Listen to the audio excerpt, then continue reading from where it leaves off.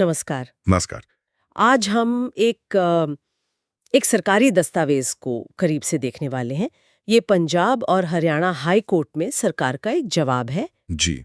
और ये हरियाणा में ग्रुप डी कर्मचारियों के लिए बहुत मायने रखता है। बिल्कुल। मामला जुड़ा है 2020 के एक कानून से।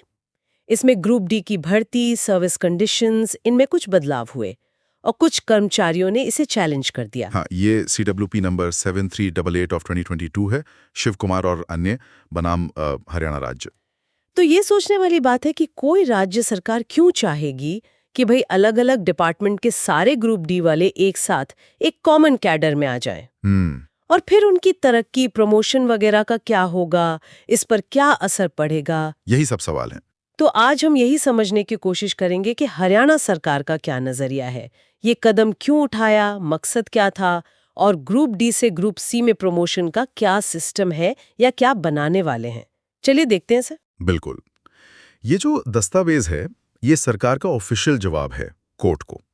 तो इसमें सिर्फ कानूनी बातें नहीं बल्कि सरकार की एडमिनिस्ट्रेटिव सोच भी पता चलती है। कोर्ट ने कुछ सीधे सवाल पूछे थे, जैसा आपने कहा। हाँ, ये उन्हीं के जवाब हैं इसमें। तो ये सब शुरू कैसे हुआ? ये जो याचिका करता है शिव कुमार और बाकी लोग, ये कोर्ट क्यों गए थे? इनकी मेन मांग क्या थी? देखिए, वो चाहते थे कि दो चीजें रद्द हों। एक तो वो 2020 वाला संशोधन कानून जो 31 मार्च 2020 से लागू हुआ, अच्छा। और दूसरा उसी से जुड़े 3 मई 2021 के कुछ निर्देश। उनका मेन ऐतराज ये था कि ये कानून जो है ये 31 मार्च 2020 के बाद जो भर्ती होंगे उन पर लगाओ। हम जो पहले से नौकरी में हैं, हम पर क्यों? उनका कहना था कि इससे हमारे वेस्टेड राइट्स, मतलब जो अधिकार हमें पहले से मिले हैं, वो छिन रहे हैं। अच्छा, यानी पुराने हक पर असर पड़ रहा था। तो इस पर कोर्ट ने सरकार से क्या पूछा? क्या साफ करने को कहा? हाँ, 30 सितंबर 2025 को सुनवाई हुई। कोर्ट ने कहा कि सरकार 4 हफ्ते में डिटेल्ड जवाब दे और साफ साफ बताए कि क्या क्या? पहली बात कि पूरे राज्य के लिए ये ग्रुप डी का कंपोजिट कैडर बनाने का मतलब क्या है, उद्देश्य क्या है। दूसरी बात, यूनिवर्सिटी, PSU, बोर्ड, कॉरपोरेशन, इन सबको इस कॉमन कैडर से बाहर क्यों रखा है। हाँ, ये भी अहम सवाल है। तीसरा कि भाई ग्रुप डी के लिए कर रहे हो तो ग्रुप सी के लिए ऐसा कॉमन कैडर क्यों नहीं है। अच्छा। और चौथा, सबसे जरूरी, कि भाई ग्रुप डी वालों का प्रमोशन वगैरह कैसे होगा, क्या सिस्टम है। यहीं से बात मजेदार हो जाती है। सरकार ने फिर क्या जवाब दिया? कैसे डिफेंड किया इस कॉमन कैडर को? क्या जरूरत बताइए इसकी? सरकार ने इसका बड़ा डिटेल्ड कारण बताया। उनका कहना है कि 2018 में जो ओरिजिनल एक्ट आया था ना ग्रुप डी वाला, हाँ। उससे पहले सिस्टम बड़ा अजीब था। भर्ती तो एक कॉमन लिस्ट से होती थी, HSSC करती थी, पर कैंडिडेट को अलग अलग डिपार्टमेंट में भेज दिया जाता था। अब हर डिपार्टमेंट अपने आप में एक यूनिट बन गया। तो दिक्कत क्या हुई इससे? दिक्कत ये हुई कि किसी डिपार्टमेंट में तो ग्रुप डी वाले जरूरत से ज्यादा हो गए, किसी में कम पड़ गए। अच्छा। और असली गड़बड़ होती थी प्रमोशन के टाइम। प्रमोशन होता था डिपार्टमेंट की अपनी सीनियरिटी के हिसाब से। उस कॉमन मेरिट लिस्ट का कोई मतलब नहीं रहता था जिससे भर्ती हुई थी। अले, मतलब जिसने भर्ती में टॉप किया वो भी पीछे रह सकता था? बिल्कुल। हो सकता था कि कॉमन लिस्ट में नीचे वाला बंदा जो किसी छोटे डिपार्टमेंट में गया जहां प्रमोशन जल्दी होते थे, हाँ। वो लिस्ट में ऊपर वाले से पहले प्रमोट हो जाए, क्योंकि ऊपर वाला शायद किसी बड़े डिपार्टमेंट में था जहां चांस कम थे। ओह, ये तो नाइंसाफी थी। बिल्कुल। सरकार का कहना है कि इसी असमानता, इसी गड़बड़ी को खत्म करने के लिए 2018 का कानून और फिर ये कॉमन कैडर का कॉन्सेप्ट लाया गया। तो मकसद था, मतलब सिस्टम में बराबरी लाना, एकरूपता लाना। हाँ बिल्कुल। मेन मकसद यही था कि राज्य सरकार के जितने भी विभाग हैं उनमें ग्रुप डी कर्मचारियों की भर्ती और सर्विस की शर्तें एक जैसी हों, एक कॉमन कैडर हो। तो उम्र, क्वालिफिकेशन, सिलेक्शन का तरीका, प्रमोशन के नियम सब एक जैसे। ठीक है। सरकार का मानना है कि इससे ट्रांसपेरेंसी भी बढ़ेगी और ये नियम सरकार के सभी विभागों पर लागू होता है। ठीक है, ये बात तो समझ में आती है कि भाई सबको एक लेवल पे लाने की कोशिश है, लेकिन फिर ये यूनिवर्सिटी, बोर्ड, कॉरपोरेशंस, ये सब बाहर क्यों? कोर्ट ने भी तो यही पूछा था। हाँ, पूछा था। और सरकार का जवाब यह है कि ये जो इदारे हैं, यूनिवर्सिटी, PSU, बोर्ड, निगम वगैरह, ये कानूनी तौर पे बने हैं, मतलब स्टैट्यूटरी बॉडीज हैं और ऑटोनोमस हैं, यानी अपने काम में स्वतंत्र हैं। अच्छा, स्वायत्त। हाँ, स्वायत्त। तो वो अपने कर्मचारियों की सर्विस कंडीशंस और नियम बनाने के लिए आजाद हैं। इसलिए उन्हें राज्य सरकार के विभागों वाले कॉमन कैडर में लाना ठीक नहीं होता। उनकी ऑटोनॉमी का सम्मान करना था। अच्छा, तो उनकी आजादी बनी रहे इसलिए अलग रखा। हाँ, और सरकार ने वो 3 मई 2021 वाले निर्देशों का भी जिक्र किया है। उसमें साफ लिखा था कि इन ऑटोनॉमस बॉडीज में जो ग्रुप डी कर्मचारी 28 फरवरी 2018 से पहले लगे थे, यानी एक्ट लागू होने से पहले, हाँ, उन पर उन्हीं के इदारे के पुराने नियम लागू होंगे। जैसे क्लर्क बनना है तो प्रमोशन उनके अपने रूल से होगा। और जो 2018 एक्ट के बाद लगे उन पर? हाँ, जो इन बॉडीज में 2018 एक्ट लागू होने के बाद भर्ती हुए, उन पर 2018 वाले ग्रुप डी एक्ट के ही नियम लागू होंगे। एक और टेक्निकल बात है, 2020 के संशोधन ने कानून में सेवा यानी सर्विस शब्द की परिभाषा ही बदल दी। अच्छा, क्या कर दिया? अब सेवा का मतलब है राज्य में ग्रुप डी पदों का एक कॉमन कैडर। ओह, सरकार का कहना है ये फैसला संविधान के आर्टिकल 309 के तहत लिया गया और ऑटोनॉमस बॉडीज को बाहर रखने का मकसद यही था कि 2018 एक्ट के नियम ठीक से लागू हो सकें, खासकर बाद में भर्ती होने वालों पर बिना उनकी आजादी में दखल दिए। अच्छा, तो ये हुई ग्रुप डी की बात। अब ग्रुप सी का क्या है? क्लर्क वगैरह के लिए भी कुछ ऐसा ही सोचा जा रहा है? कोर्ट ने ये भी तो पूछा था। हाँ, पूछा था। इस पर सरकार ने बताया है कि क्लर्कों के लिए भी, जो ग्रुप सी में आते हैं, एक कंपोजिट कैडर बनाने का प्रस्ताव है। अच्छा, प्रस्ताव है। जी, इसके लिए एक बिल है, हरियाणा लिपिकीय सेवा भर्ती और सेवा शर्तें विधेयक 2025। आसान भाषा में कहें तो ग्रुप सी बिल। ये अभी सरकार के विचाराधीन है, मतलब काम चल रहा है, अभी फाइनल नहीं है। और अगर ये बिल पास हो जाता है तो ये किन-किन पर लागू होगा? देखिए, जवाब के हिसाब से ये दो तरह के लोगों पर लागू होगा। कौन कौन? एक तो वो क्लर्क जो इस बिल के कानून बनने के बाद सीधी भर्ती से आएंगे या एक्स ग्रेशिया पॉलिसी से या किसी और रेगुलर तरीके से अपॉइंट होंगे। ठीक है। और दूसरे वो ग्रुप डी कर्मचारी जो 2018 वाले ग्रुप डी एक्ट के तहत आते हैं और भविष्य में प्रमोट होकर क्लर्क बनेंगे, उन पर भी यही ग्रुप सी वाला बिल लागू होगा। तो अब आते हैं उस सवाल पर जिसका शायद बहुत से ग्रुप डी कर्मचारी इंतजार कर रहे होंगे, प्रमोशन कैसे होगा? ग्रुप डी से ग्रुप सी जैसे क्लर्क बनना है तो क्या तरीका है? क्या सिर्फ सीनियर होना काफी है? नहीं, सिर्फ सीनियरिटी से काम नहीं चलेगा।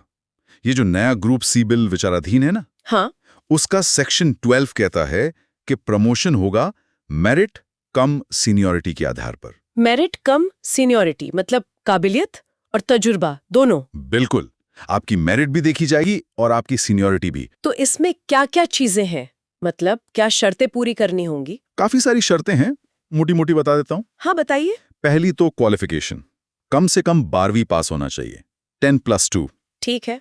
दूसरा तजुर्बा, ग्रुप डी पोस्ट पर कम से कम 5 साल की रेगुलर सर्विस हो और प्रोबेशन पीरियड पूरा हो चुका हो। 5 साल।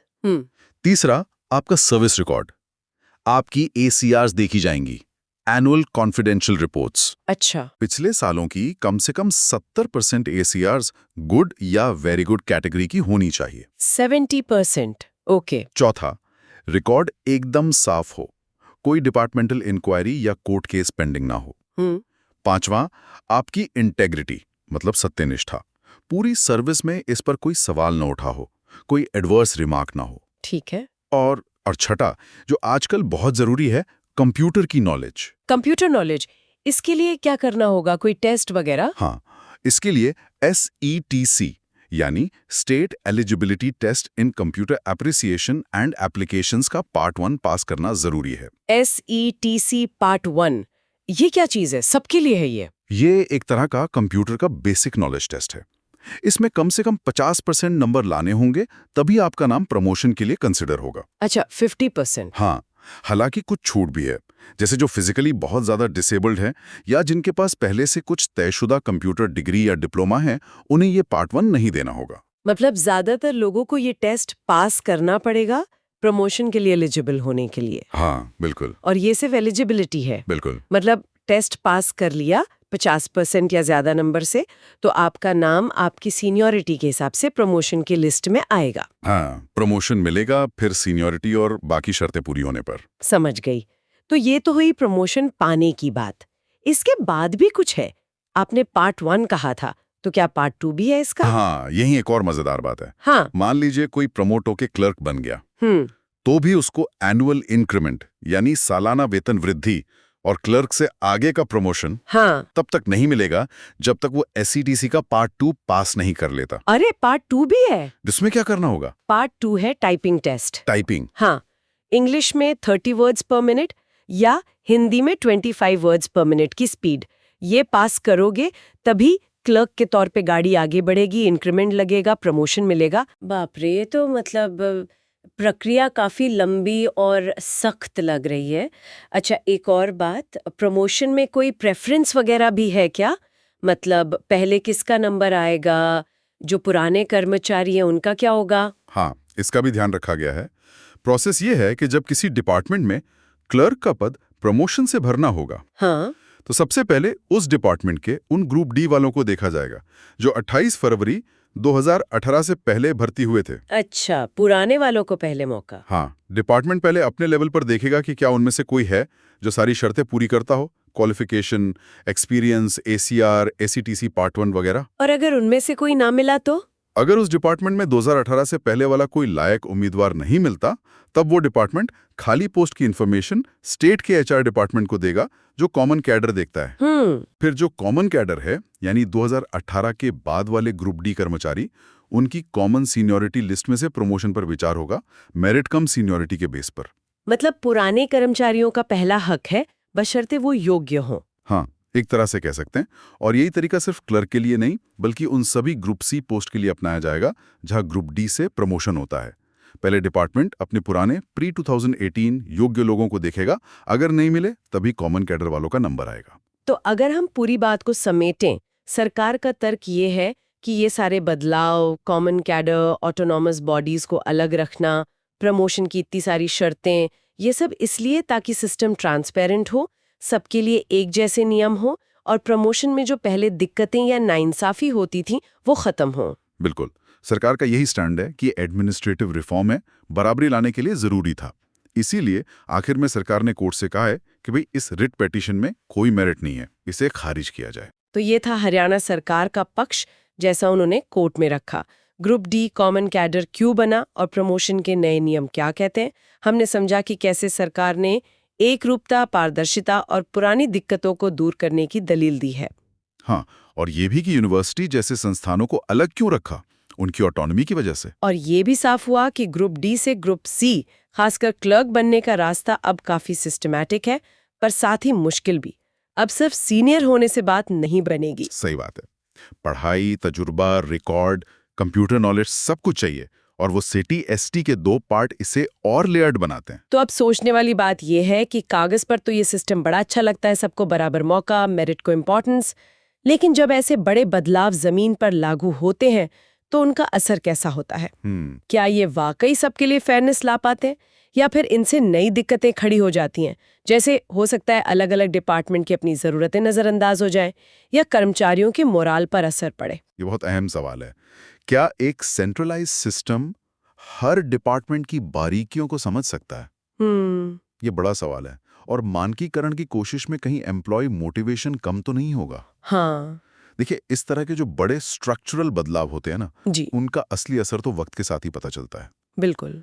देखना होगा कि ये सिस्टम आगे कैसे काम करता है, अपने मकसद में कितना कामयाब होता है, और इसमें आगे क्या चुनौतियां आती हैं।